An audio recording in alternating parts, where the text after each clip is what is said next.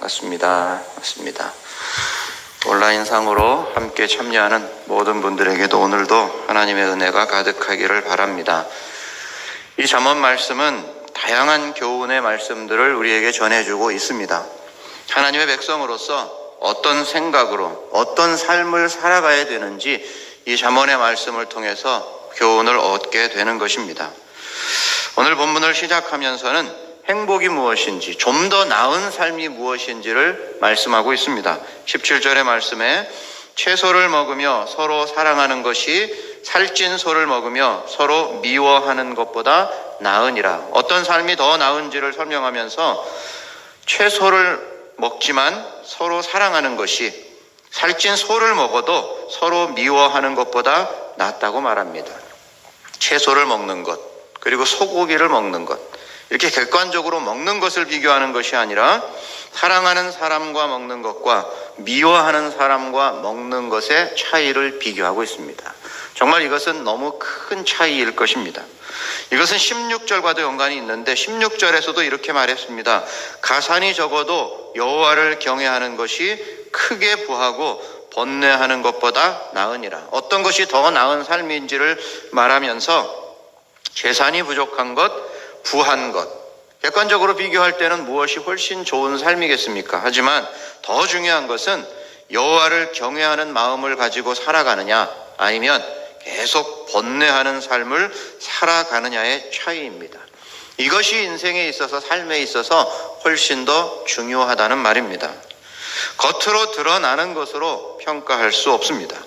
그 마음이 어떤 마음인지, 그 사람의 중심이 과연 어디에 있는지가 더 중요하다는 것입니다. 즉, 어떤 관계 속에서 우리가 무엇을 생각하면서, 무엇을 소중하게 생각하면서 살아가고 있느냐에 따라서 그것이 더 복된 삶인지, 더 나은 삶인지를 말씀해 주고 있다는 말입니다. 가산이 적어도, 채소를 먹어도 하나님을 경외하고 정말 사랑하는 사람들과 함께 한다면 그것이 훨씬 더 나은 복된 삶이라고 말해주고 있는 것입니다. 결국 27절의 말씀은 자신의 삶에 대한 만족과 그 마음의 중심이 어디에 있느냐에 따라서 더 나은 삶이 결정된다는 말입니다. 만족하며 살아가는 사람, 그리고 욕심이 가득한 삶을 살아가는 사람을 비교하고 있는 것입니다. 다른 사람을 중요하게 생각하고 베풀면서 살아갈 수 있는 사람은 채소를 먹어도 가산이 적어도, 반대로 살찐 소를 그렇게 먹고 그리고 번뇌가 가득한 그런 삶을 살아가는 사람보다는 훨씬 더 행복할 수밖에 없습니다.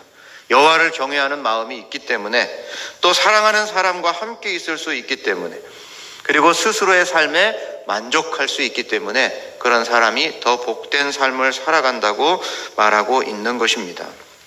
여호와를 경외한다면, 정말 여호와를 경외하는 마음이 있다면 하나님이 원하시는 삶을 살기 위해서 노력하게 될 것입니다.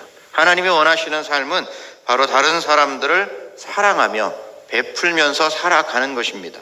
그렇기 때문에 그 삶이 더 풍성하고 복된 삶이 되는 것입니다. 욕심을 버리고 스스로 만족할 수 있는 삶을 살아가는 삶, 그것이 더 나은 삶이 되는 것입니다. 나는 어떤 삶을 살아가고 있는지, 내 주인은 어떠한가를 한번 생각해 볼 수 있어야만 합니다. 정말 여호와를 경외하며 내 주위에 있는 사람들을 더 사랑하고 그들을 먼저 생각하고 배려하는 그런 삶을 살아가고 있다면 우리의 삶은 훨씬 더 나은 삶을 살아가고 있는 것입니다.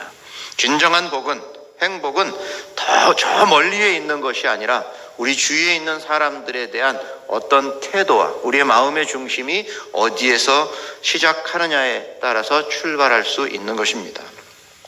이 사람의 마음이 중요합니다. 그래서 18절에서도 말씀합니다. 분을 쉽게 내는 자는 다툼을 일으켜도 노하기를 더디하는 자는 시비를 그치게 하느니라. 분을 쉽게 내는 사람, 그리고 노하기를 더디하는 사람을 비교합니다.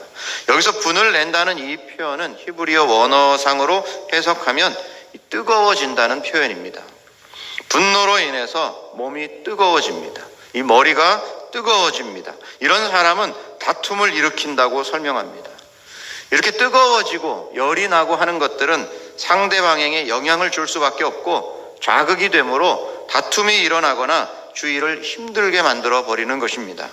반대로 노하기를 더디하는 사람은 시비도 그치게 하고 문제를 더 쉽게 해결할 수가 있다는 말입니다. 계속해서 본문의 말씀을 보면 어떤 사람이 지혜로운 자를 설명하면서 21절에 무지한 자는 미련한 것을 즐겨하여도 명철한 자는 그 길을 바르게 하느니라. 이제 무지한 자와 명철한 자를 비교하면서 무지한 자는 미련한 것을 즐겨하고 명철한 자는 그 길을 바르게 한다고 설명합니다. 자신을 계속해서 돌아봅니다. 명철한 자는 당장 자신이 좋아하고 재미있는 것만을 추구하는 것이 아니라 자신을 늘 돌아보면서 내가 지금 올바른 길을 가고 있는가를 점검해 보는 것입니다. 그래서 그 길을 다시 바르게 하고 또 자기 자신이 생각했던 것들이 틀릴 수가 있다는 것들을 계속 점검하면서 올바른 방향을 향해 나아갑니다. 무조건 가는 게 중요한 것이 아니라 방향이 맞는지를 계속 점검해 나아가는 그 사람은 명철한 자라고 소개합니다. 또한 22절에서도 의논이 없으면 경영이 무너지고 지략이 많으면 경영이 성립하느니라. 올바른 길을 가기 위해서는 다른 사람들의 말을 귀담아 듣는 것입니다.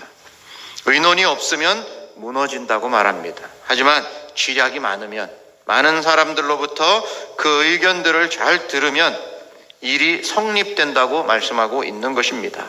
내 주장만을 내세우는 것이 아니라 귀담아 듣는 것이 필요합니다.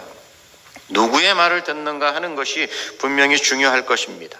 경험 있고 지략 있는 주위에 많은 사람들이 있다면 그러한 사람들의 말에 귀를 기울일 때 그 일들은 더 가치가 있고 복된 일이 될 수 있다는 말입니다. 이 말에 대해서도 참 중요성을 계속 이야기하는데 23절에 보면 사람은 그 입의 대답으로 말미암아 기쁨을 얻나니 때에 맞는 말이 얼마나 아름다운고. 어떤 말을 하느냐에 따라서 그 말이 기쁨을 주게 된다고 말합니다. 그리고 때에 맞는 말이 정말 아름답다고 표현을 하고 있습니다. 말을 많이 하는 것이 중요한 것이 아니라 정말 기쁨을 주고 때에 맞는 아름다운 말을 하는 것이 중요합니다. 또 그런 말에 귀를 기울이는 것도 중요하고 그러한 말을 적소에 할 수 있는 것도 참 필요한 것입니다. 28절에서 계속 말씀합니다. 의인의 마음은 대답할 말을 깊이 생각하여도 악인의 입은 악을 쏟느니라. 의인의 마음은 대답할 말을 깊이 생각한다고 말합니다. 하지만 악인은 계속 쏟아냅니다. 깊이 생각하지 않고 자신의 생각을 계속 쏟아냅니다. 때에 맞는 말이 아니라 감정에 따라 생각하지 않고 쏟아내는 것을 의미합니다. 정말 지혜로운 것이 무엇인지, 하나님께서 무엇을 원하시는지를 늘 생각하고 그 한마디 한마디를 깊이 생각하고 내뱉는 그런 사람이 의인이요, 그렇지 못한 사람을 악인으로 표현합니다. 하나님은 겸손한 사람을 원하십니다.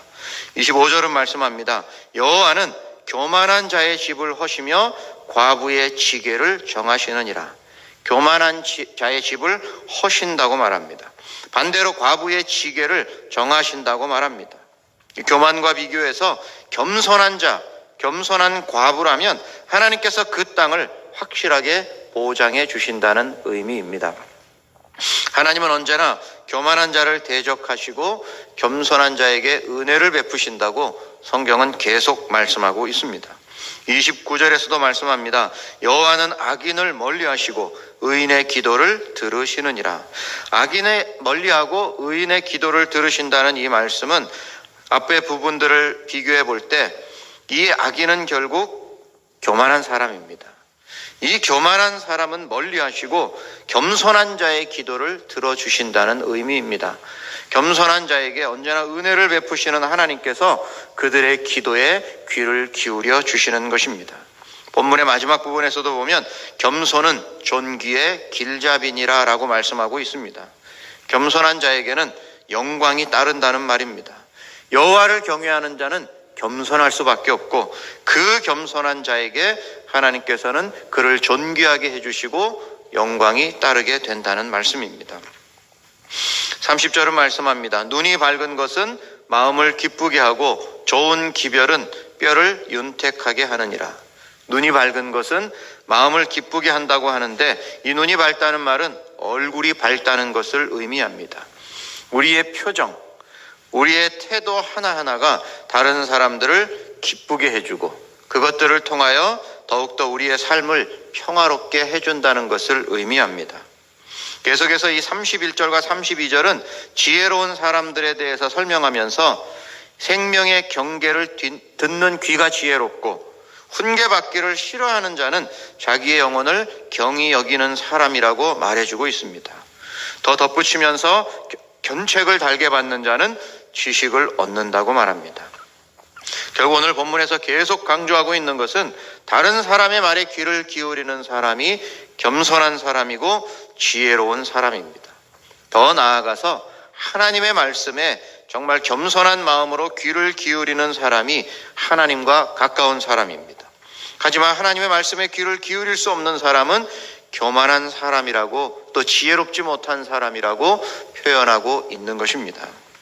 자신을 정말 대단한 사람이라고 여기고 생각하고 다른 사람들의 말뿐만 아니라 하나님의 말씀에도 귀를 기울이지 않는다면 결국 하나님을 대적하는 사람입니다. 우리는 말씀을 생각해 보면서 교만을 버리고 언제나 은혜가 충만하기를 소망하는 사람이 될 수 있기를 바랍니다. 또한 욕심을 버리고 여호와를 경외함으로 말미암아 더 복된 삶, 더 나은 삶을 언제나 살아가시는 우리 성도님들이 되시기를 주님의 이름으로 축원합니다.